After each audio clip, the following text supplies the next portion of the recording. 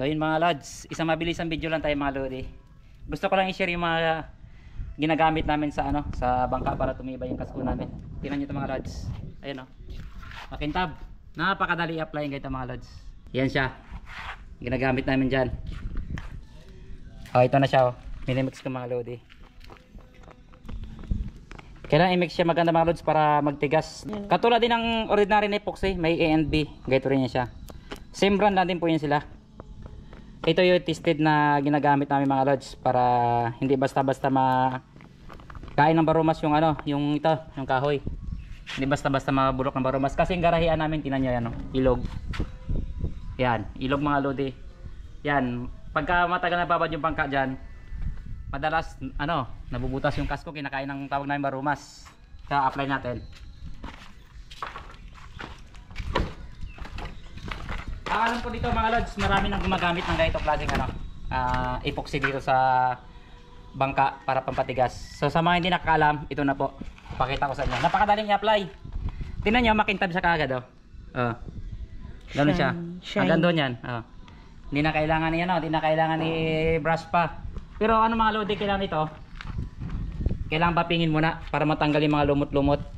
Diyan. Ayan. Para magkapit yung yung epoxy na ito. Yan siya sikreto ng bangka namin mga lods ilang taon na nakababad sa tubig. Ito yung dati. Yan na siya. Ito may dati na ito kaya pinatuhan ko ng panibago ulit. Ngayon na napataob. Napakadali pang i-apply dito sa kabila. Okay. I-apply natin mga lods. Ganito lang siya. Basta kailangan na-mix na po na maayos. Pag na-mix na maayos, ganyan po yung kulay niya. Yan.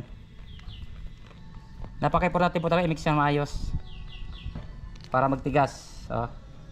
Parang siya, parang glue. Hindi na po kailangan magamit ng mga reducer katulad ng ordinary epoxy. Kailangan magbili ng epoxy reducer. Sa kanya hindi na. Tapos ganyan lang napaka-easy i-apply. Pero sa tibay talagang tested. Kaya ito yung ginagamit namin dito sa bangka namin. Ang nito mga lods, di gano'ng magkapit yung pintura dito sa na to, sa epoxy na ito. Napaka easy. Hindi na kailangan maglagay ng screen. Pahid-pahid lang. Mas madali siyang i-apply sa kahoy. Ang paborito nito mga lods, mas maganda nito yung kahoy na may mga crack-crack. Pag may mga crack na kahoy, mas mainam kasi ito siya nalulusaw. Parang siya, bago siya matuyo, mag-aagos muna. Nag-absorb. Nag-absorb sa kahoy. Ayan napaka-easy i-apply. Ang lang ito mga lods, mahal. Mas mahal siya kaysa sa ordinary epoxy o kaya lansag. Yun lang sa kanya. Pero sulit.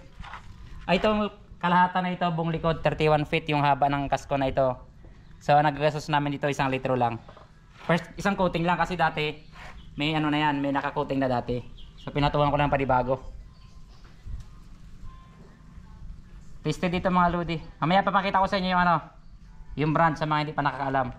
Pero sa mga nakakaalam na gumagamit nito, malamang alam na. Sigurado.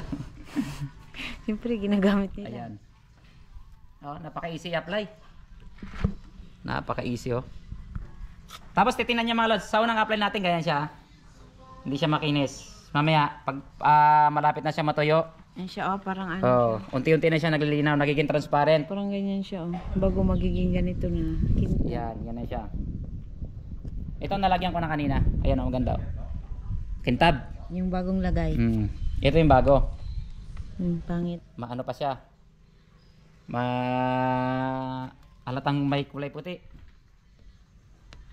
Tapos kusa lang siya kikinis mga lods, tingnan nyo. Napakakintab tingnan. Ang ganda. Kusa lang yan siya, wala ka nang ipupunas diyan. Parang naka na siya. Silupin. Naka shine. Pero wala pa ibang gamit diyan, tingnan niyo mamaya mga lods ito. Pagkatapos sa tin-apply. Simple lang siya i-apply. Kailangan lang talaga malinis yung pag-applyan para magkapit din siya.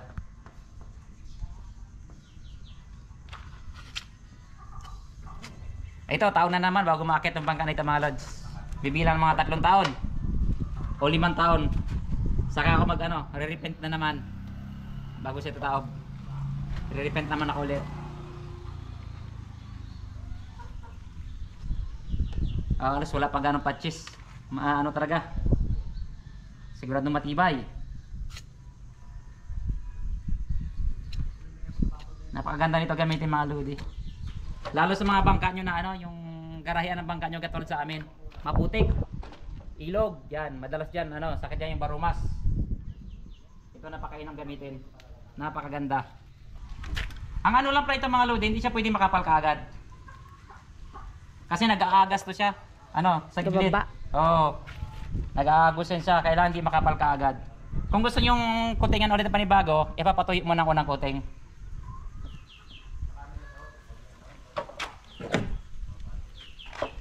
Kasi nag-aagas siya.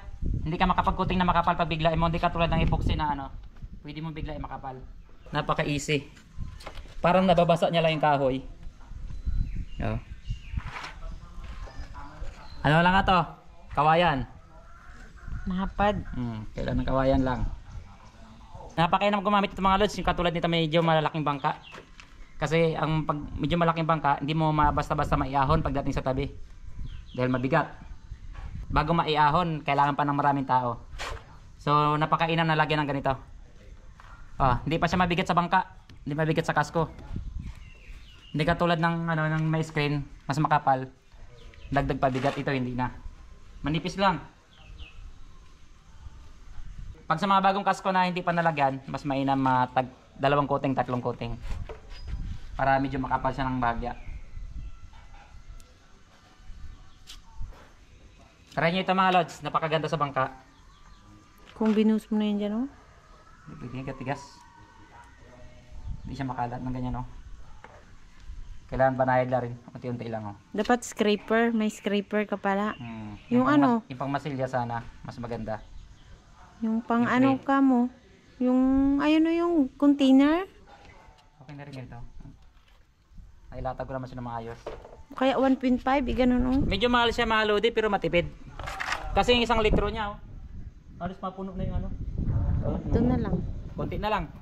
Harap likod, puno na. Mas matipid siya. Malang per liter niya.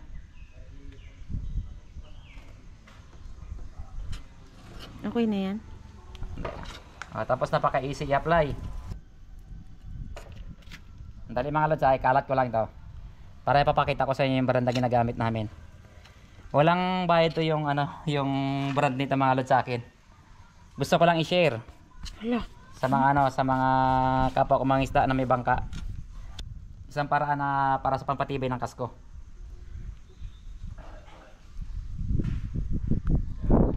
Kalat ko lang ito.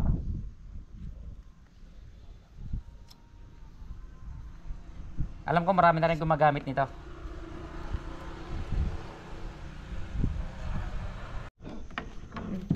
Yan, naubos ko na po na sa lahat mga lods, ng laman. Mag-mix ako ulit. Ito na yung ginagamit namin. Epoxy Clear, Pioneer. Ayun Epoxy Clear. A and B ito siya. Dalawa rin. Ito. Minimix. Mas mahal siya kaysa dito. Itong isang gamit namin. Epoxy Nansag. Ito siya. Kahalaga nito, ang isang galon nito, mahigit 2,000. Ito naman, 1 litro lang, nasa 1.3 ang price. Mas mahal. Pero napaka effective gamitin. Kaya sa mga hindi pa nakakaalam na maganda gamitin sa bangka ito mga lods. Ito, may suggest ko talaga. Perfect. Bili na. Kaya sa Pioneer dyan, baka naman. Kahit t-shirt lang. Okay, that's na yan.